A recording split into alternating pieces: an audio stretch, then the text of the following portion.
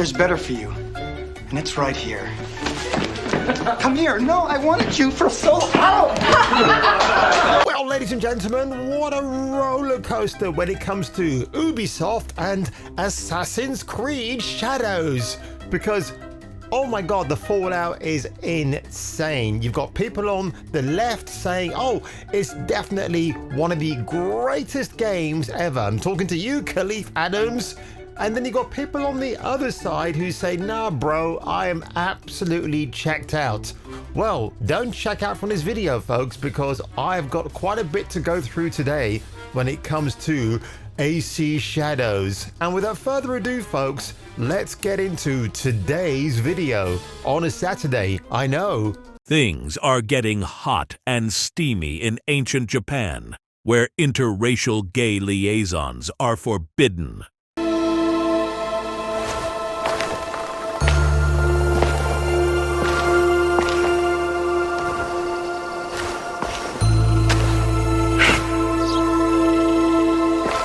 Nominated for Pride Month 2025, Assassin's Creed Shadows.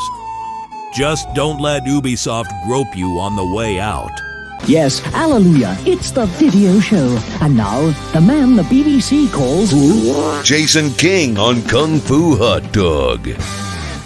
And of course, we've got the RadioTimes.com trying to do some damage control for Ubisoft. The sales numbers and Steam charts, how many people are actually playing or getting refunds? That's what I want to know, actually. The yen is mightier than the sword. Ha ha ha ha. My god, who wrote that joke? As we carry on, Assassin's Creed is one of the best-selling franchises in gaming, but how is AC Shadows farting? That's what I thought it said there for a second. Following a couple of delays and a bit of controversy. Hang on a second, come on. You cannot say a bit of controversy, but this is the Radio Times, very closely aligned with the BBC. They have to take this stance, right? So how are the sales figures looking? And how many players are actually playing? So they're kind of being facetious here when I ask this question.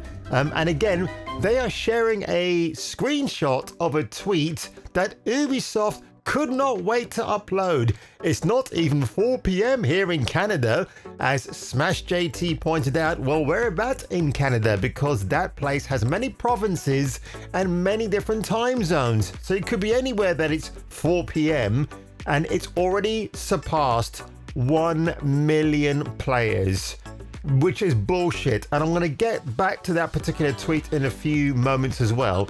Now, what Radio Times goes on to say that, unfortunately, while we know that over 1 million players have jumped into feudal Japan, we don't have an accurate figure for sales. Ubisoft has likely chosen to phrase it this way as it would include everybody playing on Ubisoft Plus and also Amazon's Luna platform. However, it's probably safe to assume that the majority of players have purchased the game on consoles or Steam. But then again, you doofus, part of this equation is that people have already got it on Steam, and I would probably argue at this stage maybe less on consoles, because when you think about Assassin's Creed, you do think of it primarily as a game you play on the PlayStation or the Xbox, right? Again, when you look at Steam and the available Assassin's Creed games you can download and play, they always say partial controller support. So that I think, why is that? I wonder. Why can't they make it fully controllable with a Xbox controller by your gaming PC? But back to this, folks. Now, remember when I was talking about those 1 million players surpassed? This guy, I actually still watch him, called Plume Gaming. Of course, folks, do not go after him. Do not put any comments that I've talked about him here, but I'm pretty sure some of you might do who are strangers to my channel. And this guy, look, I'm just going to play what he says here, and you can tell he's an absolute shill for gaming in general, not just for Xbox, but for, I think he is kind of an Xbox shill, like Colt Eastwood. I'll talk about him briefly in a second as well, but I had to give this a dislike because, quite simply, what he says here is someone in denial, and you know which side of the fence they bat for. It's not even 4 p.m. here in Canada, and Assassin's Creed Shadow has already passed 1 million players. Thank you from the bottom of our hearts for joining this, or from the heart of our bottom, adventure in feudal Japan. We are beyond excited to start this journey with you. And they dropped some free codes for people. They also have good responses to just stupid questions. I would say here is this person saying, is that number accurate? Can anyone confirm? Like, I know it's doing good, but 1 million already. And they just told you it was 1 million. And the response is, yes, we can confirm, which I found. And that is such a tone-deaf response because, like, what is this guy hoping for? To get freebies from Ubisoft? Because that's the kind of channel that he is. And it's like Colt Eastwood. I think like Plume Network and Colt Eastwood, especially the latter, again, a guy that I like a lot, but a lot of his opinions I don't necessarily agree with, because Colt Eastwood has been groomed in the non-sexual way by Microsoft. Be nice. He's had sponsorship deals with them in the past. He's been invited out there to sit down with Aaron Greenberg and have breakfast on the man himself. So if you're telling me that these guys aren't actually swaying on a particular fence when it comes to favoritism in gaming, right? So when this guy here attacks this person from Norway, who actually asked a very good question, by the way, 35,000 views is pretty impressive. Is that number accurate? Of course it's not accurate, and that's why he questioned it. But this guy, Plume, actually has a pop at him by saying, well, man, you're a bit of a retard for asking that question. And the thing is, I actually chimed in as well, and this is what I said. You sure about that? How are you gathering data from console users? I know how much you guys love SteamDB, and there's my screenshot right there. Now, if you're saying there's 1 million players out there, Ubisoft, then how come my screenshot from SteamDB shows 47,616 players right now? In fact, again, the reason why Ubisoft are actually pissed about data like that, because, again, I'm not going to actually even give credit to the people who allegedly found this article out. But basically, somebody at Ubisoft has alleged that the company wants to remove concurrent player counts to hide its failures.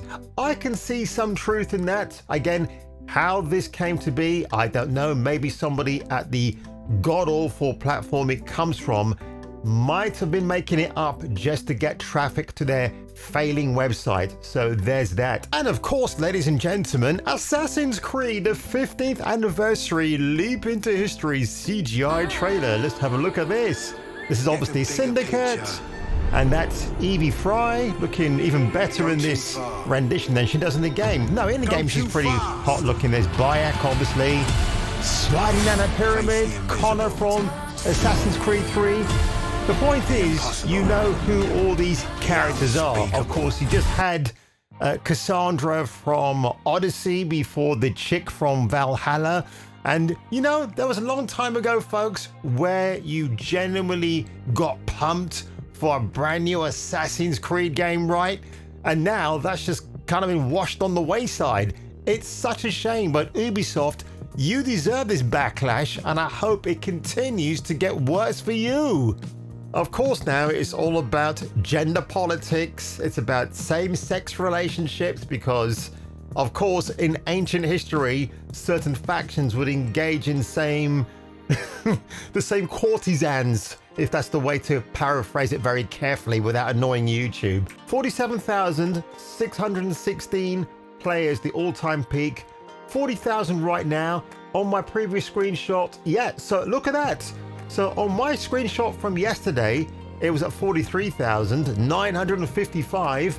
And of course today, that has dropped significantly. So people are, I guess, are bowing out, right? Yeah, and from that part place, Assassin's Creed Shadows endgame credits, 2 hours and 6 minutes. Now, I went on YouTube to see if I can find an upload of the credits. Apparently, it's not there yet. I'm sure it will be at some point. Again, it does raise the questions about Ubisoft's bloated spending. I'm not surprised that, I mean, I am shocked. I mean, 2 hours of credits. I mean, how slow do these things roll? Or were people at Ubisoft rolling joints in between the credits and forgot to maybe use the edit button on Adobe Premiere Pro or whatever it is they use up there? But it is ridiculous. The report suggests over 3,000 people went on Assassin's Creed Shadows. That's insane. With Ubisoft enlisting the efforts of teams around the globe, including ones that have global diversity and inclusion personnel. And here we are, folks, with the end credits for Assassin's Creed Shadows, and thankfully this is just a screenshot as wonderfully captured by That Park Place, Global Diversity and Inclusion. This is just the header, folks. Manager Inclusive Games and Content, Maya L'Oreal, because she's worth it. Inclusive Games and Content Research Assistant, Mia Meyuzai. Manager Project Management, DIA, Malek Tifaha. And DIA Project Assistant, Kylie Ongogo Lopez. Now, DIA was interesting. What does it stand for? What does it mean? DIA Inclusion likely refers to diversity in action initiatives, particularly within the private equity industry, promoting diversity, equity, and inclusion through specific actions like bowel movements and commitments. Isn't that insane, folks? And again, are you surprised? No, I'm not. But this is a whole new piece of icing to add on the top of that wedding cake. Or in Ubisoft's case, it's going to be a divorce cake. Let the proceedings begin. Their shares are falling as well, which is really hilarious. And I'm not surprised, actually. It's just one of those things. One of the last things I want to touch on here, folks, is Hexe. This new Assassin's Creed game coming out by Ubisoft in 2026. I don't think this will happen anymore. I think because of the lackluster reception for AC Shadows, I think they might shelve this game completely. It might become a tax write-off. And the reason why I'm highlighting this again, because if you go over some of the low points maybe about what this game has to offer, which is pretty hilarious. Again, the character of Elsa has been hunted by 16th century German soldiers and uses a spell to possess a cat, a big pussy, to distract the soldiers. Wow. I mean, how exciting is that, folks? Are we going to pay another maybe $80 by the time this game comes out for the next gen of consoles? Are we going to be excited about that?